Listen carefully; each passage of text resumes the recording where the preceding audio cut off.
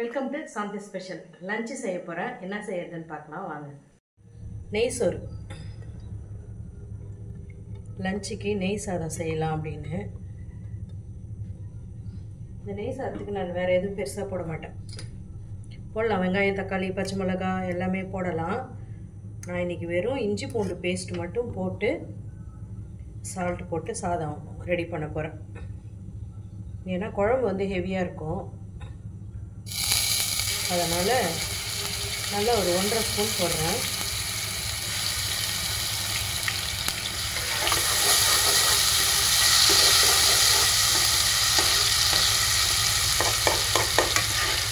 இஞ்சி பூண்டு மட்டும் நல்லா வதக்கிக்கலாம்.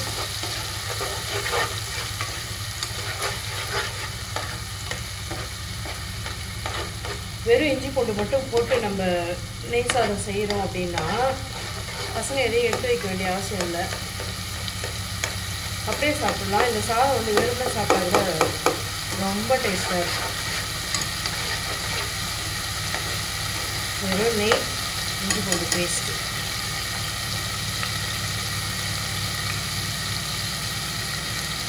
நான் வந்து குட்டி ஆழாக்கில் 3 ஆழாக்கு வந்து அரிசி எடுத்து வச்சுருக்கிறேன். அதுக்கு தண்ணியும் அளந்து வச்சுட்டேன். இப்போ அப்படியே இதில் போட்டுக்கலாம்.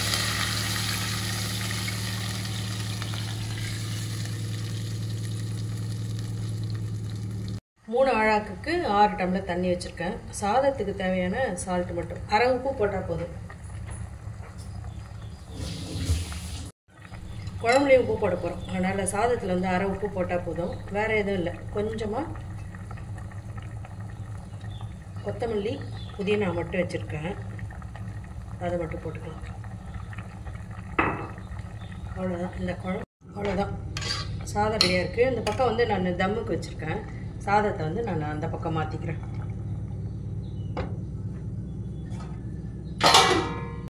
கீ ரைஸ்க்கு வந்து மட்டன் வச்சு கலரி குழம்பு செய்ய போகிறோம். நல்லெண்ணெய் விட்டுக்கலாம்.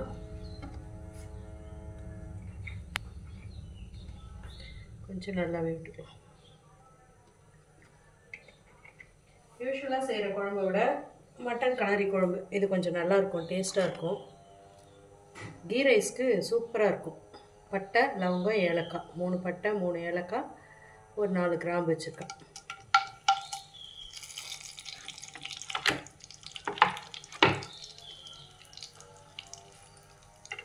மூணு வெங்காயம், பெரிய வெங்காயம் நீளமாக நறுக்கி வச்சுருக்கேன்.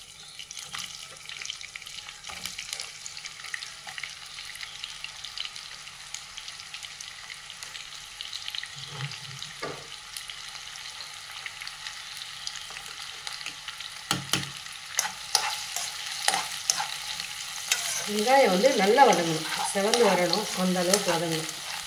வெங்காயம் நல்லா செவந்து வந்துடுச்சு. இப்போ வந்து இஞ்சி பூண்டு போட்டுக்கலாம். பார்த்து தான் போடணும், ஏன்னா சாதத்துலேயும் இஞ்சி பூண்டு இருக்குது. அப்புறம் ரொம்ப மசாலா வந்துடும், அதனால் 1 ஸ்பூன் ஃபுல்லாக இஞ்சி பூண்டு பேஸ்ட் போட்டுக்கலாம்.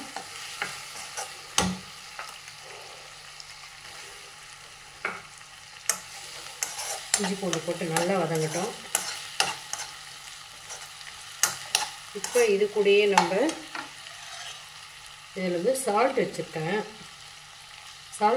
மிளகாத்தூள் வச்சுருக்கேன், மஞ்சத்தூள் வச்சுருக்கேன். இந்த மஞ்சத்தூள் வந்து வீட்டில் அரைச்சது, மஞ்சள் கிழங்கு வாங்கி வீட்டில் காய வச்சு மிக்சியில் அடித்தது, அதனால் சூப்பராக இருக்குது இந்த மஞ்சள். கலர் ஒரு வேளை கடையில் வாங்குறது நம்மளுக்கு ஒரு மாதிரி ரொம்ப மஞ்சளாக இருக்கிற மாதிரி இருக்கும், ஆனால் வீட்டில் அரைக்கும் போது ஒரு மாதிரி லைட்டு ஆரஞ்சு கலர் வருது. ஆனால் நல்லா இருக்குது, வாசனை நல்லா இருக்குது. அடுத்தது அதில் கலர்லாம் இல்லாமல் ஒரு மாதிரி ஹெல்த்தியாக இருக்குது. நம்ம பாலெல்லாம் போட்டு குடிக்கிறதுனா கூட நமக்கு வந்து வீட்டில் மஞ்சள் அரைச்சிக்கிறது ரொம்ப நல்லது. நான் இந்த தடவை 1/4 கிலோ மஞ்சள் வாங்கி அரைச்சிக்கிட்டேன். இப்போ இந்த மிளகாத்தூளோட ஸ்மெல்லெல்லாம் போட்டோம், நல்லா கலரிக்கலாம்.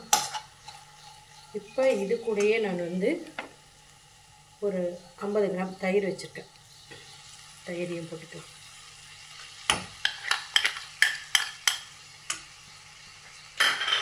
இது கூட நான் மட்டன் போட போகிறேன்.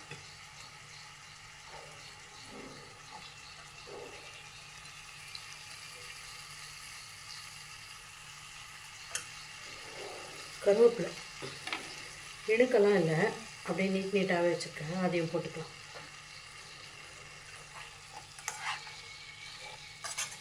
இது எல்லாத்தையும் நல்லா கிளறிட்டு தண்ணி ஊற்ற வேணாம். இந்த மசாலாவோடையே அப்படியே வேகட்டும். இந்த கறியில் இருக்கிற தண்ணியிலேயே நமக்கு மட்டன் குக் ஆகிடும். ஸ்லோவாக தான் குக் பண்ணணும். ஃபுல்லாகவே ஸ்லிம்மில் வச்சுட்டு ஸ்லோவாக தான் குக் பண்ணணும். இந்த தயிர் ஊற்றுறதுனால ஒரு மாதிரி பேல் கலராக தெரியும். ஆனால் கொதித்து வரும்பொழுது நல்லா கலர் வரும், டேஸ்டாகிடும். அவ்வளோதான். இப்போ இதை அப்படியே மூடி விட்டோம்னாக்கா அப்படியே அதிலே வேகட்டும். குழம்பு ரெடியாகிற சீக்கிரத்துலேயே ரைஸும் பாருங்கள் தண்ணி எல்லாம் இழுத்துக்கிட்டு சூப்பராக ரெடி ஆகிடுச்சு. சாதமும் வெந்துடுச்சு. சும்மா அப்படியே மூடி வச்சாலே சரியாயிடும். அப்படியே பளபளன்னு இருக்கு. நல்ல டேஸ்ட்டாக இருக்கும். இது நம்ம அப்படியே வெறுமனவே சாப்பிட்லாம், அவ்வளோ நல்லாயிருக்கும். சாதமும் பாருங்கள் நல்லா பளபளன்னு வெந்துடுச்சு. எதுவுமே இல்லை, இஞ்சி பூண்டு சால்ட்டு கொத்தமல்லி புதினா போட்டிருக்கேன். அதனால தான் இந்த வெள்ளையாக இருக்குது. நம்ம ஒருவேளை வெங்காயம் தக்காளி எல்லாம் நல்லா வதக்கி போடுறோம் அப்படின்னா கலர் கொஞ்சம் சேஞ்ச் ஆகும். இது வெறும்னன்றதுனால இதில் தேங்காய் பால் ஊற்றியும் வேக வைக்கலாம். நான் வெறும் தண்ணி ஊற்றி தான் வேக வச்சேன். இதுவும் நல்லாயிருக்கும். சுற்றி எண்ணெய் பிரிஞ்சு வந்துடுச்சு. மட்டனில் தண்ணியை ஊற்றலை, அந்த மட்டனில் அந்த தண்ணியிலே தான் வந்துச்சு.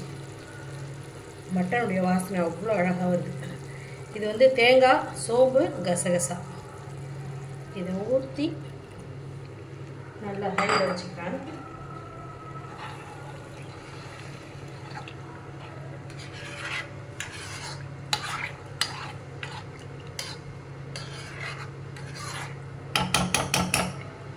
ஒரே கொதி வந்தால் போதும், ஆஃப் பண்ணிடலாம். இது கூட சாதத்தில் போட்டதை போக மீதி கொத்தமல்லியும் புதினாவும் வச்சுருக்கேன்.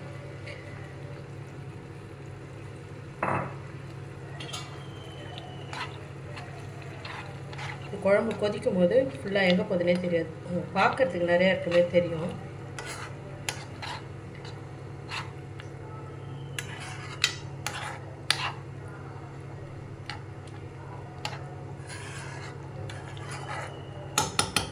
அவ்வளோதான், கொதிக்க தொடங்குது இல்லையா? கொஞ்சம் நல்லா கொதிக்கட்டும்.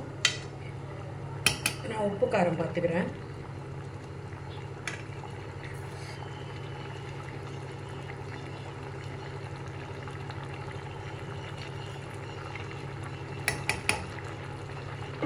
சால்ட்டு கொஞ்சம் போடலாம். சால்ட்டு கொஞ்சம் கம்மியாக இருக்கிற மாதிரி இருக்குது, அதனால் கொஞ்சம் சால்ட் போட்டுக்கலாம்.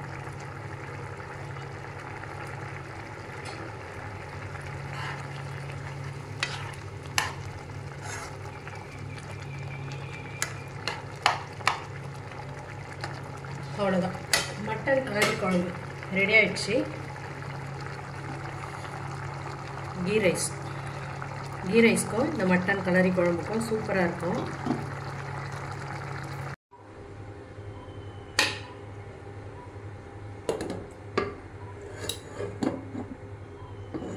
இதனோட முடியல.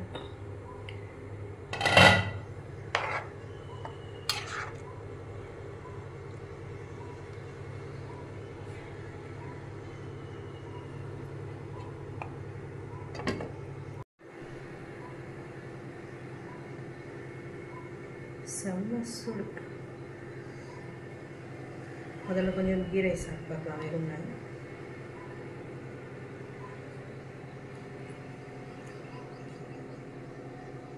நல்ல டேஸ்ட்டாக இருக்கும். முதல்ல சொன்ன வெறும்னையாக சாப்பிட்லான்னு. இந்த குழம்புல மட்டனுடைய வாசனை, ஏன்னா சாதாரணமாக ப்ரெஷர் குக் பண்ணுவோம். அப்போ ப்ரெஷர் போட்டு பண்ணும்போது அது ஒரு வாசனை இருக்கும். ஆனால் இது அப்படியே வேக விடுறோம், தண்ணியும் ஊற்றலை. மட்டனில் இருந்த தண்ணியிலே தான். செம்ம சூடாக இருக்கே.